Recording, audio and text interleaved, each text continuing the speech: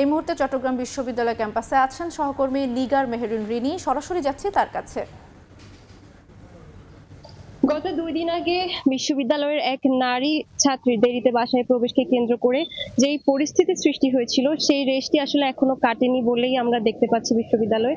যদিও আজকে থেকে ক্লাস শুরু হওয়ার কথা, কিন্তু আমরা বিশ্ববিদ্যালয়ে তেমন একটা শিক্ষার্থীর উপস্থিতি লক্ষ্য করতে পারছি না। শিক্ষার্থীরা আসছেন, কিন্তু এরপরেও সেই চিরচেনা ক্যাম্পাসের রূপটি পরিলক্ষিত হচ্ছে না। ঝুপড়িগুলোতে প্রাণ ফিরে পাচ্ছে না, এমনকি বিশ্ববিদ্যালয়ের যে অনুষদগুলো, ক্লাসগুলো, সেগুলোতে একদম শুনশান নীরবতা, নিস্তব্ধতা বিরাজ করছে।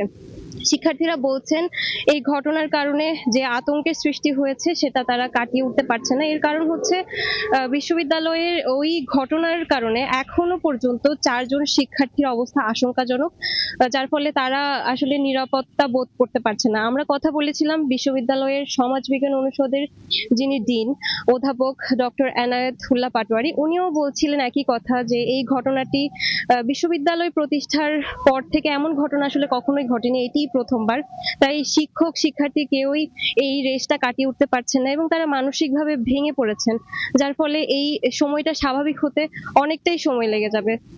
আজকে যদিও 144 ধারা জারি নেই, সেটি গতকাল রাতেই শেষ হয়ে গেছে, কিন্তু এখনো বিশ্ববিদ্যালয়ে যে স্ট্রাইকিং ফোর্স তাদের এখনো কিন্তু তারা মোতায়েন রয়েছে এবং যতদিন পর্যন্ত পরবর্তী নির্দেশনা দেওয়া না হবে ততদিন পর্যন্ত কিন্তু এইটা তারা কিন্তু এই টহল চলবেই।